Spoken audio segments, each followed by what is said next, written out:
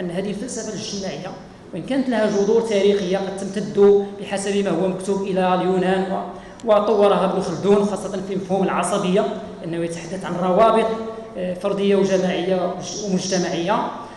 تطورت مع الفلسفة الفرنسية مع مونتسكيو روسو وغيره، ثم انتقلت إلى ألمانيا مع هيجل وماركس، ثم مع هابرماس المدرسة فرانكفورت النقدية، ومع صاحب إكسيل الذي يعتبر من الرواد الآن معاصرين للفلسفة الاجتماعية. فتشتغل على هذه الروابط الاجتماعية.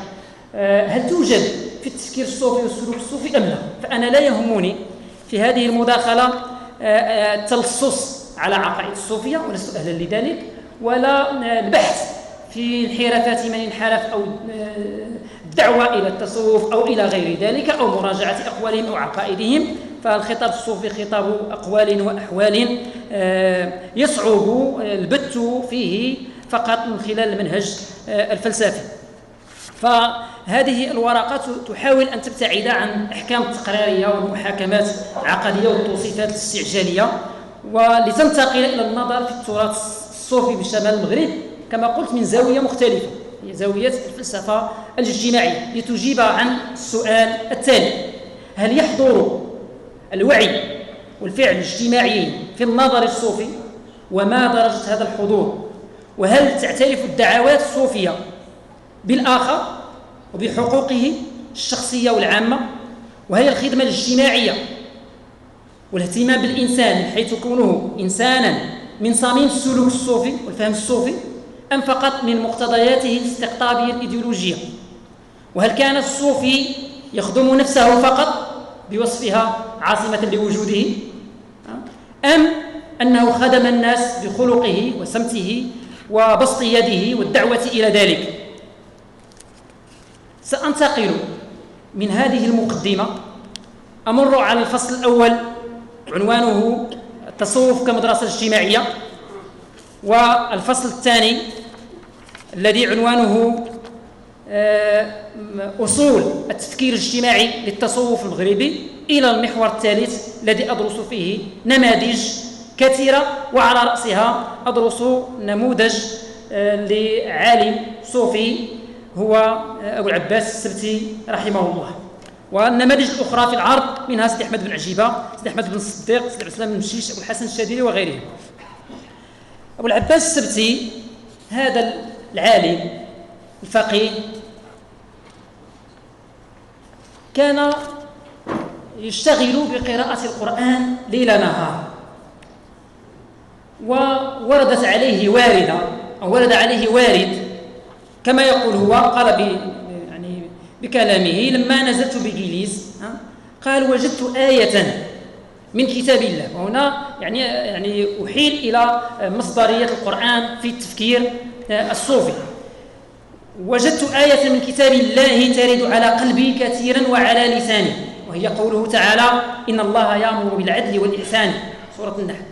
فتدبرت ذلك وقلت لعل هذا السبب وأنا المطلوب بهذه الآية، فلم أزل أبحث عنها في التفسير إلى أن وقفت على غريب التفسير، وفيه أنها نزلت حين واخى النبي صلى الله عليه وسلم مصدرية السنة بين المهاجرين والأنصار، وأنهم سألوا النبي صلى الله عليه وسلم أن يعلمهم حكم المؤاخاة، فأمرهم البحث عن المؤاخاة، فلسفة الاجتماعي، بحث عن المؤاخاة.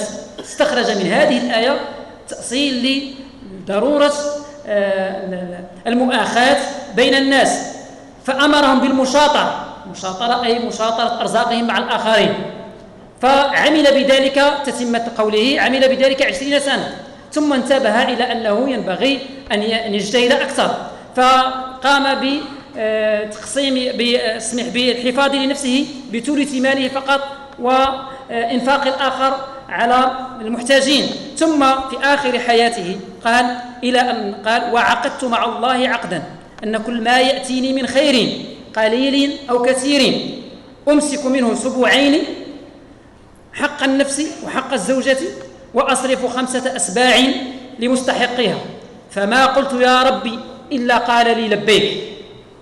أي أن الرجل له تجربة قرآنية عملية مع الله، كلما أنفق عليه: عبدي أنفق أنفق عليك.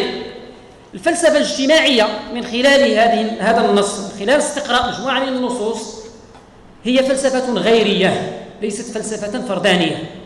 هذه الغيرية هي ليست الغيرية التي تحدث عنها إمام الطوسي في تجريد العقائد، وليست الغيرية التي تحدث عنها أوغست كونت وتخوي، أي الحياة من أجل الغير، وإنما هذه غيرية قرآنية نبوية عملية.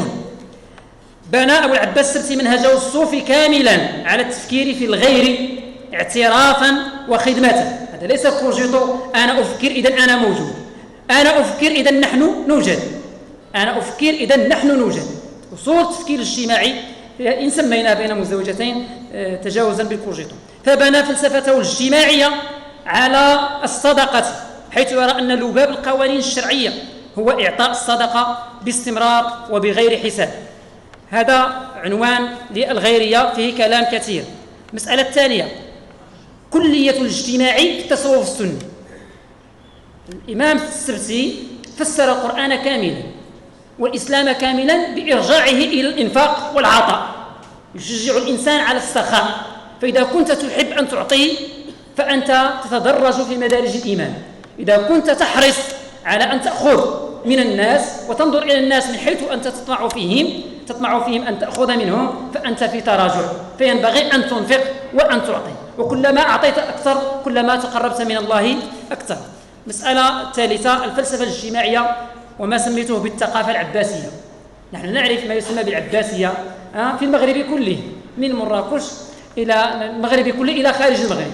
الثقافة العباسية نسبة إلى أبي العباس السبتي رحمه الله، فكان يحض على الإنفاق الكثير، جميع الناس ينفقون، حتى أصحاب المقاهي ودور السينما والناس في بيوتهم والتجار والفلاحون والصناع وغيرهم. حتى المرأة إذا صنعت حلوى في بيتها يحثها أن تنفق منها.